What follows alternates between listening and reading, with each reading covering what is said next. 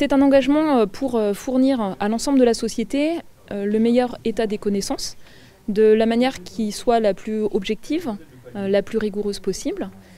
Sur la préparation des rapports du GIEC, on a aussi un devoir de neutralité, c'est-à-dire qu'on ne fait pas de recommandations, mais on explore toutes les possibilités d'action, leurs bénéfices, leurs effets négatifs, d'une manière qui soit la plus factuelle possible. Mon engagement pour le climat, il est assez paradoxal parce que mon métier, c'est un métier d'historien et donc je ne suis pas un spécialiste des questions climatiques, mais justement en tant qu'historien, j'estime que dans le contexte qui est le nôtre, le climat c'est la cause majeure et donc il faut hiérarchiser les faits, c'est la question qu'il convient de traiter et ça implique de réorienter l'ensemble de la recherche, y compris la recherche historique pour comprendre comment on en est arrivé là. Mon engagement passe notamment par le fait d'intervenir comme ici ce soir pour faire connaître le manifeste étudiant, en parler et essayer donc de mobiliser le maximum les étudiants et les jeunes diplômés pour s'investir sur ces questions-là. Mettre la science aussi au service de ces problématiques-là, également dans nos pratiques propres de tous les jours, dans notre façon de mener de la recherche, d'être exemplaire, de faire attention à son bilan carbone, d'avoir des actes réfléchis.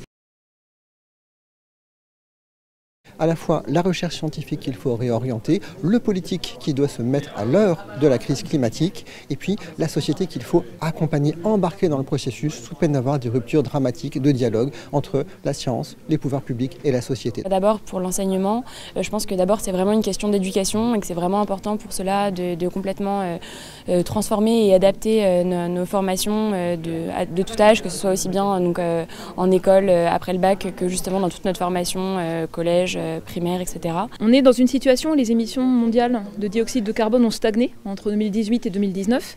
Et l'enjeu là, c'est d'accélérer pour qu'elles diminuent. Et ça permettra d'avoir une chance de contenir le réchauffement à un niveau bas si cette action-là s'amplifie et tient dans la durée. Mobilisation et action.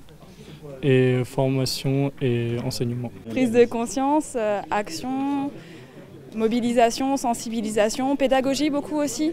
Il me semble que le plus important, c'est de maîtriser la transition nécessaire de tous nos systèmes productifs et de nos modes de vie. Et que ça implique de mettre dans la boucle de la discussion générale la société, le politique, tous les univers de l'expertise ensemble pour penser cette transition nécessaire. Mesurer, c'est-à-dire savoir mesurer ce qui rejette des gaz à effet de serre ou pas. Après, c'est agir. Et le dernier mot, c'est des choix. C'est en fait, la question pour moi profondément de l'action par rapport au changement climatique, c'est une question de choix. Des choix individuels, des choix collectifs, des choix de programmes d'enseignement, des choix qui sont structurants.